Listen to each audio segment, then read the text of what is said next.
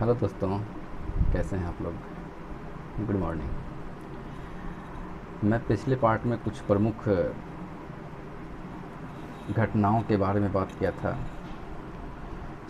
जो प्रमुख आंदोलन थे, भारतीय के जो बहुत आंदोलन थे, जो प्रमुख आंदोलन थे, मैं उनके बारे में बात किया था कि कब के कौन सा ईस्वी में ये हुआ था। और मैं बताया था कि मैं एक टॉपिक वाइज मैं आपको पढ़ाऊँगा, टॉपिक वाइज वीडियो मैं आपके पास लाऊँगा।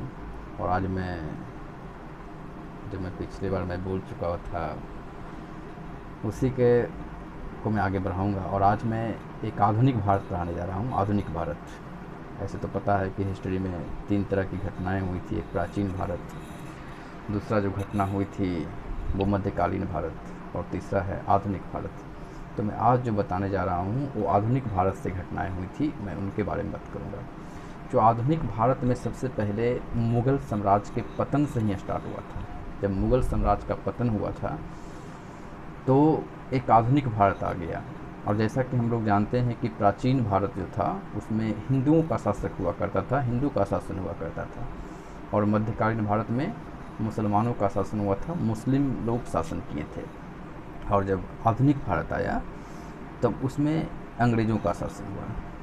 तो आधुनिक भारत में जो हुई घटनाएं, जो हुई खास करके मुग़ल साम्राज्य के पतन के बाद ये स्टार्ट हुआ।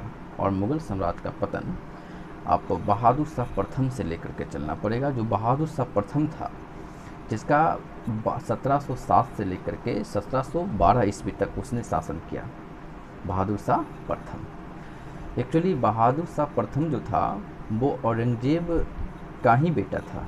और औरंगजेब की मृत्यु के बाद उसके पुत्र, उनके 4 पुत्र थे, एक मुअज्जम, एक मोहम्मद, एक आजम और एक कामबख्त। ये कामबख्त जो थे, मुअज्जम, मोहम्मद, आजम, कामबख्त, ये औरंगजेब के 4 पुत्र थे। तो इस चारों में एक उत्तराधिकारी के लिए युद्ध हुआ और उस युद्ध में मुअज्जम विजयी रहा, जिसने 65 वर्ष की आयु में बहादुर शाह प्रथम के नाम से शासक बना। तो हम कह सकते हैं कि जो औरंगजेब के 4 पुत्र थे, मुअज्जम, मोहम्मद, आजम, कामबख्त, इन्हीं में से जो मुअज्जम विजयी रहा, मुअज्जम को ही बहादुर शाह प्रथम कहा जाता है। बहादुर शाह प्रथम के नाम से उसे जानते हैं। 65 वर्ष की आयु में वो राजगद्दी पर बैठा। बहादुर शाह ने मराठों और राजपूतों के प्रति मित्रतापूर्ण नीति अपनाई। चूँकि औरंगजेब मराठों के प्रति, राजपूतों के प्रति मित्रतापूर्ण की नीति नहीं अपनाई, वो हड़प की नीति अपनाई। वो उस पर अधिकार करके उसके क्षेत्र को लेना चाहते थे। लेकिन बहादुर शाह प्रथम ने ऐसा नहीं किया। उसने मराठों और राजपूतों के प्रति मित्रतापूर्ण नीति अपनाई। और 1683 ईस्वी में उसने संभाजी के पुत्र, जो संभाजी के पुत्र थे साहू, संभाजी के पुत्र साहू को मुगल कैद से आज़ाद कर दिया। बहादुर शाह ने औरंगजेब द्वारा लगाए गए जजिया कर, जो औरंगजेब के द्वारा लगाया था जजिया कर जैसा आप लोग को मालूम है कि गैर मुस्लिम के द्वारा जो टैक्स दिया जाता था उसे जजिया कर कहा जाता था। तो बहादुर शाह ने औरंगजेब द्वारा लगाए गए जजिया कर की वसूली बंद करवा दी। लोग बहादुर शाह को एक उपनाम से पुकारते थे, और बहादुर शाह को लोग क्या कहते थे? शाही बेखबर। शाही बेखबर के उपनाम से पुकारते थे बहादुर शाह प्रथम को। तो बहादुर शाह ने बुंदेला सरदार छत्रसाल और जाट सरदार चूड़ामल से मेल मिलाप किया। तो यहाँ तक बात होती है कि बहादुर शाह ने बुंदेला सरदार छत्रसाल और जाट सरदार चूड़ामल से मेल मिलाप किया।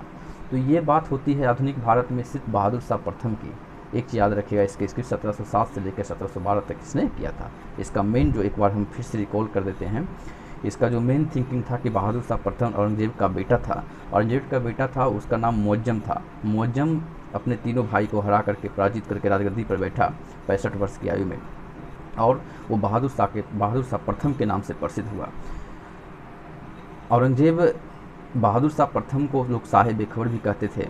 और उसने खास करके एक जो सबसे बड़ा काम किया कि जो राजपूतों के, मराठों के प्रति मित्रतापूर्ण अपनाई।